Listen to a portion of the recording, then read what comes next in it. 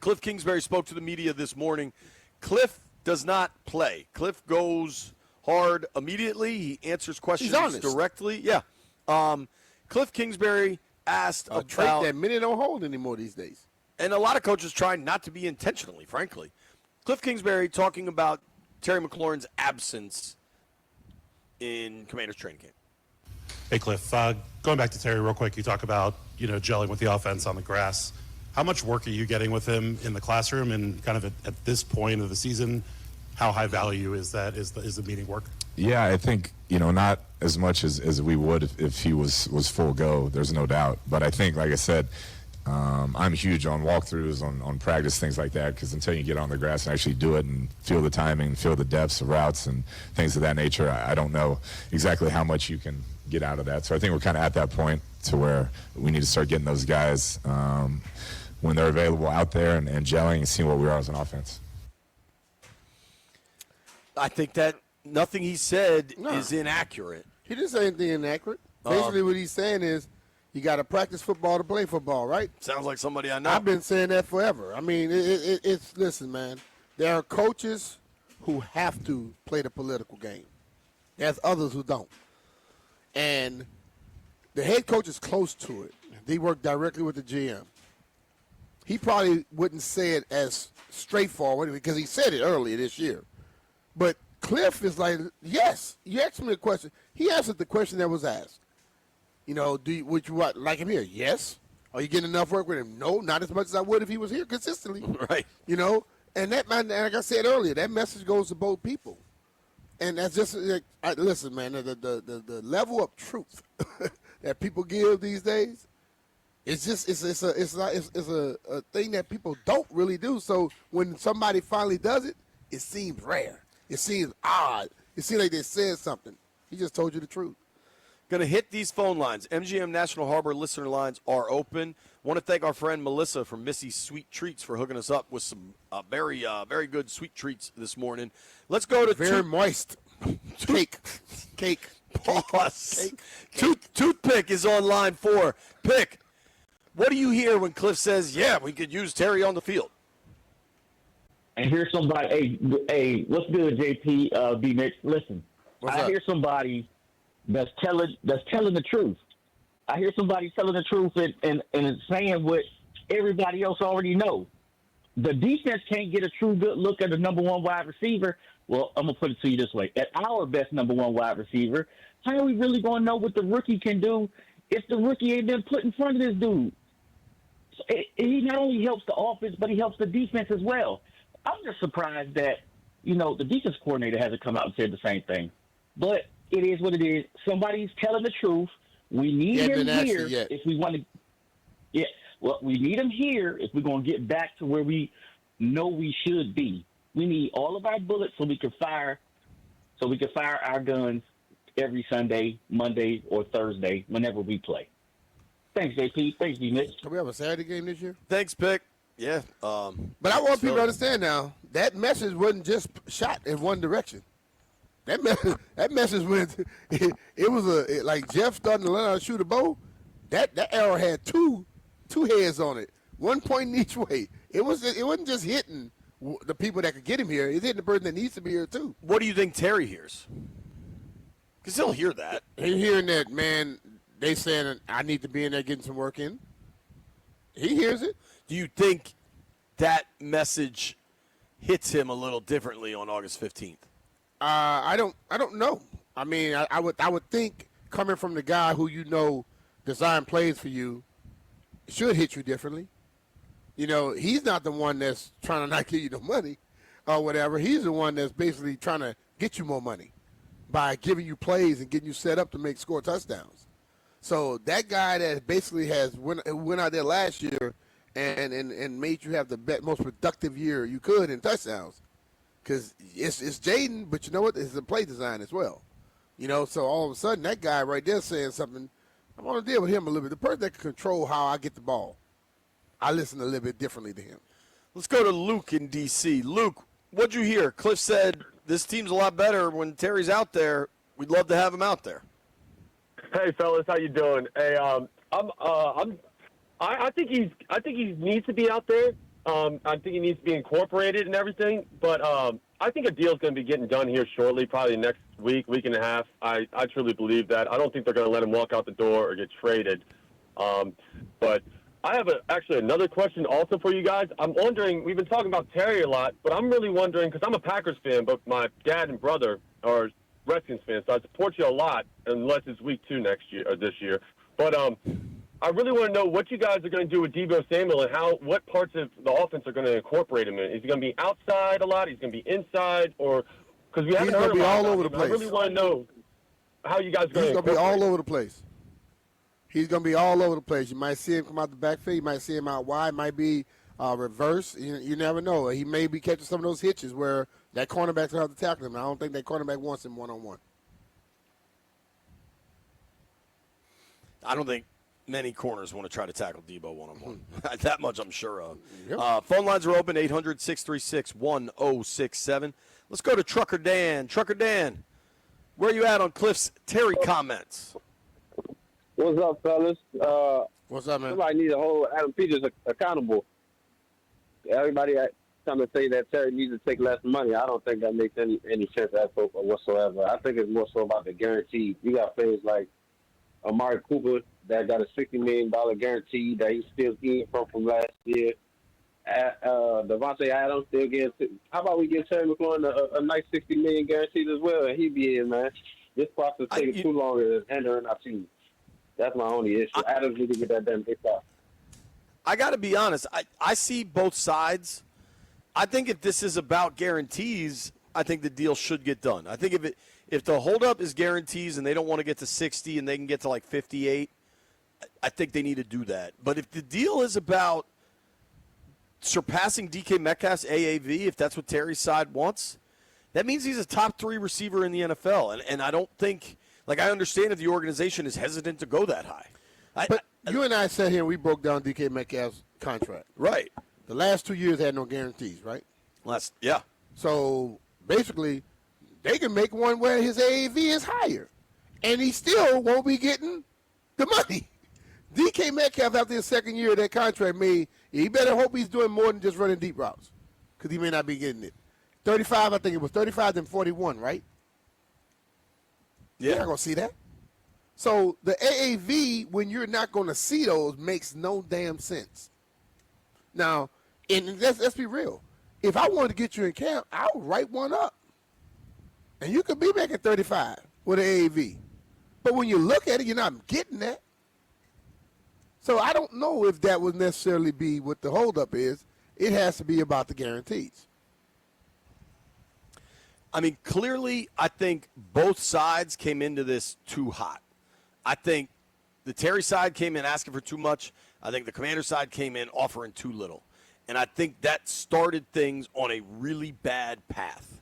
I don't think you have to be a brain surgeon to figure that out. Yeah. That doesn't mean they haven't gotten closer and that sides are optimistic. But I think get over what the initial thing was. What do you think of more and more folks now are like, listen, Terry's under contract. It's time for him to get on the field. People can say what they want to say. They're not living that life. When will you start to feel that, like, if this actually gets to, like, I'm not going to feel that way. Even if you miss games? Hey, listen, if he want to miss games and lose his money, that's on him. I'm not going to sit up here and say what he should do. I'm not making that money. So I'll let other people decide what somebody should do. If they were dealing with the same situation, they probably wouldn't be letting nobody tell them what to do.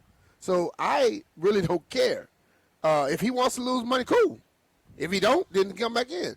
But it's not me or anybody else to say you should be because you under contract. Derek's contract aren't like a regular contract. Let's keep the phone lines going here. Will is in North Carolina. Will, what's up, dude? Hey, how you doing, fellas? Good, man. How you doing? Hey, good. You know, it's about 3 weeks before the season start, I think it is. And, you know, you cannot count on Brown because he's been injured like last 2 or 3 years. And you don't know Terry's situation because he could hold out, you know, the first 2 weeks and lose a little money and make it up on it. If we get his contract, so he'll make it up. But when do you get frustrated? When do you want to go down another road as far as for the season starts? You know, bring in another receiver or trade him. When does that happen? And if y'all was a coach, what would y'all do? What would y'all think on that? Well, the coach don't have that control, so the coach wants him in. The GM is the one the GM and the negotiators are the ones that they're dealing with. Right now, the coach wants him in camp. I would want him in camp. But then what I want doesn't finalize that deal. Do you think that we reach a moment where Terry's side of this is like, all right, we have lost this battle, time to get on the field? I think it comes down to when that person who makes final say, I've said this over and over again, Terry makes final say. When Terry starts to see that this thing is, you can see what you're asking for. You can see what your agent is telling you. But eventually, everyone comes to a point where I know where it's not going. And then you got to start to make some adjustments. Everybody they always say, shoot for the moon, you end up amongst stars. You shoot for the highest price. But then you realize that it's somewhere in between what you ask for and what they're offering. And you got to try to find a way to get to that. I totally agree. It's at some point reality has to set in, and you hope that doesn't come too late. Mm-hmm. Let's go to our guy Jaden up in PA. Jaden, what do you think about Kliff telling the truth, saying, yo, we need Terry in here? Yeah, I think it's something that all coaches, especially honestly in all sports, I feel like even owners and teams are starting to feel like, why do we need to cave? Why? He's under contract. Okay, let's say worst case he sits out the whole year. Guess what? That contract rolls over. So the Skins don't have to do anything. So, I mean, imagine if Adam Peters had only one year left. I'm not going to the combine. What if he's like, I'm not going to the combine because my contract isn't guaranteed next year? How would fans feel about that? He sits out the whole year. That contract not rolling over. They're gonna find the hell out of it. No, it would toll, but he's on the PUP. He could be on IR. Like he could try to find his own workaround. He could go to hearings, all that kind of stuff. The other thing you said that's flawed, Jaden, that this is important to point out. Adam's contract is guaranteed. Coaches' contracts are guaranteed. That's the difference between management and players.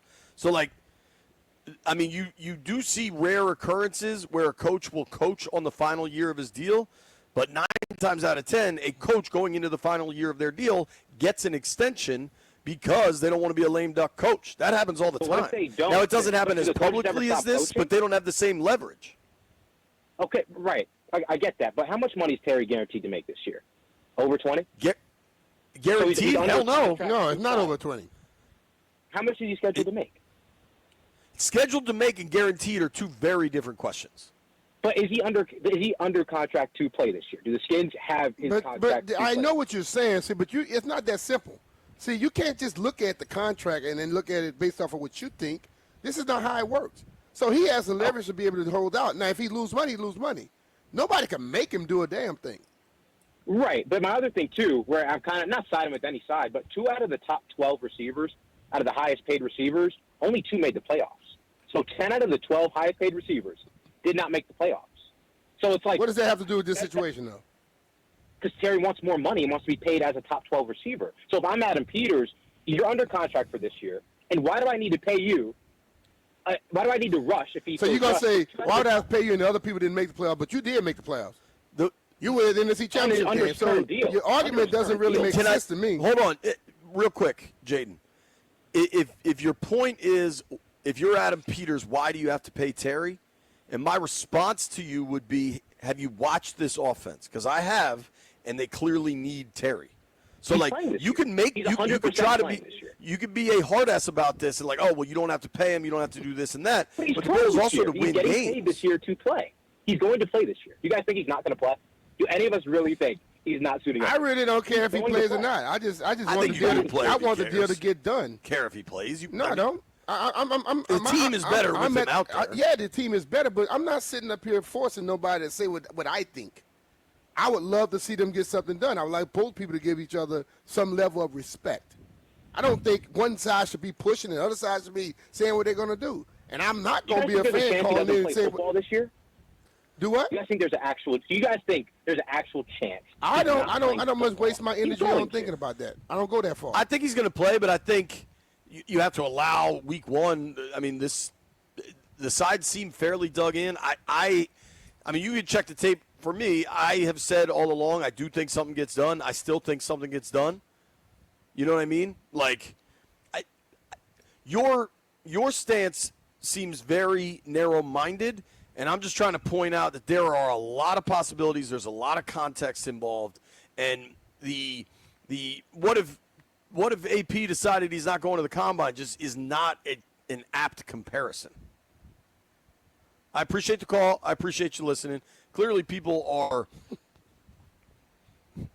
feel a lot of different ways on this.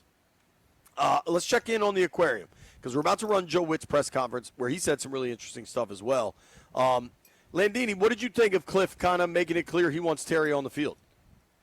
I mean, it's not surprising. The team and the offense specifically is obviously better with Terry out there, and Kliff's job is to coach the offense. So, he's not the guy who has to worry about how this is going to affect the cap in a couple seasons. Like you said, he's probably not going to be here next year, honestly. Right. Yeah. I don't. Kliff saying this to me is not like the shockwave some are trying to make it be. I do understand it's the first person from the team side to say, "Yeah, dude, we're not getting a lot done with Terry, and we'd rather have him on the field." Like, I just think he of said. course. Basically, all he did was answer the question. I think we're making it like he said this. He was asked, "Would he want him here?" Yes. He didn't say that what the team got to do or anything else. He just said he wanted him here, which is the obvious answer for anybody that's calling plays, and you got that guy that just finished your team last year like that. Like, he wasn't asked, "Hey, would you pay Terry like a top 3 wideout?" Yeah, you know what I mean? So Like, that's what I'm saying. Like, I understand. Listen, man, this world now is all about content, trying to make stuff happen, this, that, and that, make people think one thing. He didn't say nothing out the ordinary that any offensive coach in this league will be asked. Do you want your best player out there? Your best receiver? Yes. I don't think any one of them will say, no, I don't care. Or no, I they don't have to pay him. Yes, the answer is going to be yes 100% of the time.